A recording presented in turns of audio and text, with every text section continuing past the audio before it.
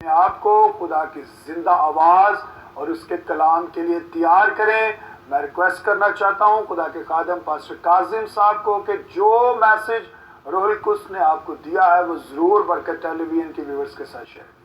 ہاللیلویا جی، پریز دی lord. جی ضرور، آج کا جو پیغام ہے وہ ہمارا ایک خاندانی ایشو ہے، اور یہ ہر خاندان میں یہ ایشو ہوتا ہے، اور میں چاہتا ہوں کہ آج ہم اس پہ تھوڑی سی بات کریں. اور ہے محبت کے حوالے سے ہی جو پروگرام کا کنٹینٹ بھی ہے کہ خدا محبت ہے، اور وہی محبت ہم میں بھی ہونی چاہیے. ہم میں خدا نظر آنا چاہیے، ہم میں محبت نظر آنی چاہیے.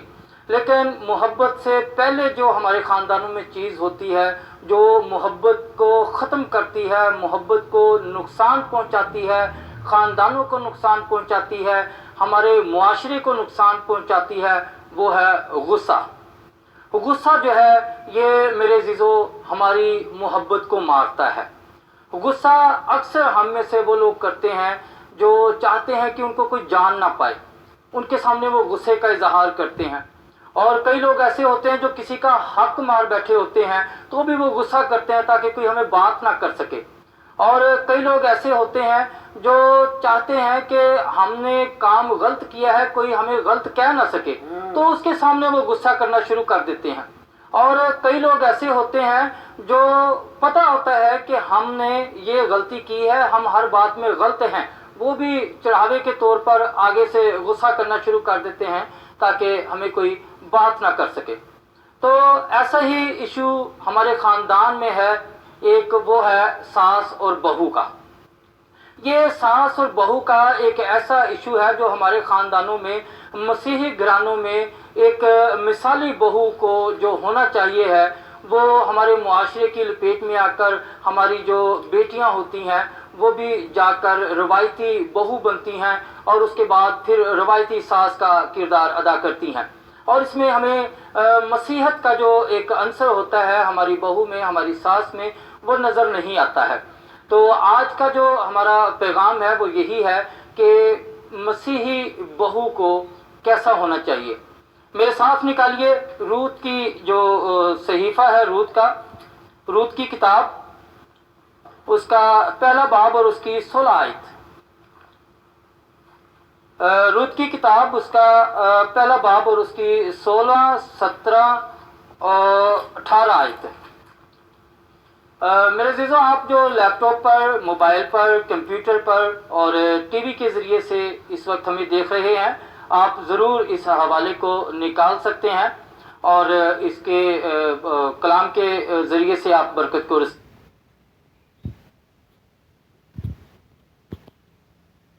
میں مروں گی اور وہیں دفن بھی ہوں گی. خداوند مجھ سے ایسا ہی بلکہ اس سے بھی زیادہ کرے اگر موت کے سوا کوئی اور چیز مجھ تجھ سے جدا کر دے. خداوند کے کلام کے پڑھے، سنے اور سمجھے جانے پر خدا کی خاص برکت ہو. تو میرے عزیزو، یہاں پر ہمیں ساس اور بہو کا رول دکھایا گیا ہے. ساس جس کا نام نعومی ہے، اور روت جو ایک موابی عورت ہے، غیر قوم عورت ہے، اور اس کے جو دوسری بہو ہے عرفہ، اس کے دونوں بیٹے فوت ہو جاتے ہیں، مر جاتے ہیں. عرفہ جو ہے وہ تو اپنے شوہر کی وفات کے بعد اپنے گھر چلی جاتی ہے، اور نعومی اپنی اس چھوٹی بہو کو بھی کہتی ہے کہ اب تو بھی اپنے گھر چلی جا، میرے پاس کوئی بیٹا اور نہیں ہے کہ میں تیری شادی کر سکوں، اور نہ ہی اس پوزیشن میں ہوں کہ میں کوئی اور بیٹا پیدا کروں اور تیرے لیے اس کو جوان کروں. تو ایسا ناممکن ہے، اس لیے تو بھی اپنے گھر جا. تو بائبل مقدس میں لکھا ہے کہ عرفہ اس کو چومتی ہے اور اپنے گھر چلی جاتی ہے. وہ چومنا جو ہے وہ اس بات کی عکاسی ہوتا ہے کہ میں تجھے الوداع کر رہی ہوں. اس نے زبان سے، کلام مقدس میں نہیں لکھا کہ اس نے زبان سے کہا ہو کہ اچھا ماں جی اب میں جاتی ہوں، میرا اب یہاں کوئی کام نہیں ہے، بلکہ اس نے چوما اور وہ چلی گئی. اور اسی طرح نعومی نے روت کو بھی کہا کہ اب تو بھی جا سکتی ہے. لیکن میرے عزیزو، روت کا کردار ہمیں اچھی بہو کے روپ میں بہت اچھی مثال کے طور پر نظر آتا ہے. اب ہم دیکھیں گے کہ روت اس کے جواب میں جب وہ یہ کہتی ہے کہ تو بھی اپنے گھر چلی جا، میرے کوئی بیٹا اب نہیں ہے، تو روت آگے سے اس کو کیا جواب دیتی ہے. اور یہی میں چاہتا ہوں کہ آج کی مسیحی بیٹیاں خاص طور پر اس پیغام کو سنیں، کیونکہ جب ہم بیٹی ہوتی ہیں تو ہمیں وہ فیلنگز نہیں ہوتی ہیں جو آگے بہو بن کر اگلے گھر میں جا کر ہمارے ساتھ ہماری سوچ جو تبدیل ہوتی ہے۔ میں نے فیس بک پر دیکھا کسی بیٹی نے ایک پوسٹ لگائی کہ اگر ماں باپ کے بڑھاپے کی ذمہ داری بیٹی پر ہوتی تو آج دنیا میں کوئی اولڈ ایج ہوم نہ ہوتا۔ تو میں نے اس بیٹی کو فیس بک میں کمنٹس کیے کہ بیٹا دنیا میں کوئی اولڈ ایج ہوم نہ ہوتا۔ تو میرے عزیزو، اچھی بہو کا کردار ہماری زندگی میں بہت اہمیت اختیار کرتا ہے۔ تو روت کہتی ہے کہ میں تجھے نہیں چھوڑوں گی، جہاں تو جائے گی میں جاؤں گی۔ آج کل کی ہماری بہو کا سب سے پہلا پہلا تقاضا یہ ہوتا ہے کہ خاندان سے الگ ہو، جہاں میں کہتی ہوں وہاں پر رہ۔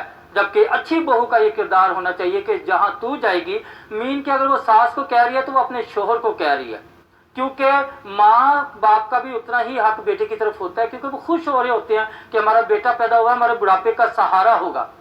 تو اگر بہو ساس کو کہتی ہے تو وہ سمجھیں کہ اپنے شوہر کو ہی یہ بات کر رہی ہے، جہاں تو جائے گی میں جاؤں گی، جہاں تو رہے گی میں رہوں گی۔ آج کل ہماری بہوؤں سب سے پہلا تقاضا ہوتا ہے خاندان سے الگ رہ، ہمیں پرائیویسی چاہیے، ہمیں الگ گھر چاہیے، میرا جینا یہاں پر دو بھر ہو رہا ہے، میری نند مجھے تنگ کرتی ہے، میری ساس مجھے جینے نہیں دیتی ہے، جہاں تو رہے گی میں رہوں گی۔ یہ ہماری مسیحی بہو کا سب سے پہلا معیار ہونا چاہیے۔ اور جہاں تو رہے گی میں رہوں گی، تیرے لوگ میرے لوگ ہوں گے اور تیرا خدا میرا خدا ہوگا۔ میرے عزیزو، یہ ایک ہمارے ہاں بہت زیادہ عنصر پایا جاتا ہے۔ اگر ہماری بہو کیتھولک سے ہمارے پروٹیسٹنٹ میں آئی ہے تو وہ کہے گی جی میں نے تو جی کیتھولک چرچ جانا ہے۔ اگر 7 ڈے سے ہمارے چرچ میں آ گئی ہے پینٹیکوسٹل میں تو کہے گی کہ جی میں نے تو اپنے چرچ جانا ہے۔ فلاں ڈینومینیشن کی بہو فلاں ڈینومینیشن میں آ گئی ہے تو وہ کہے گی جی میں نے تو اپنے چرچ جانا ہے، میں نے تیرے چرچ میں نہیں جانا ہے۔ تو میرے عزیزو، ہمارے ہاں اچھی بہو اور اچھی ساس کا رول یہی ہونا چاہیے۔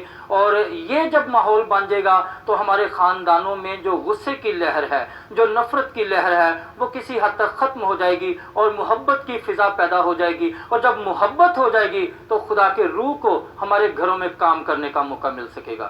خداوند آپ کو بہت زیادہ برکت دے۔ پریز دی لارڈ، گاڈ بلیس یو بھائی صاحب۔ بڑا ہی خوبصورت اور بڑا ہی امپورٹنٹ ٹاپک آپ نے چوز کیا۔ میرا ایمان ہے کہ برکت ٹیلی ویژن کے ویورز نے اس میسج کے ذریعہ سے برکت ریسیو کی ہے۔ میرے عزیزوں، آج غصے کی وجہ سے بہت سے خاندان تباہ و برباد ہو چکے ہیں۔ میرے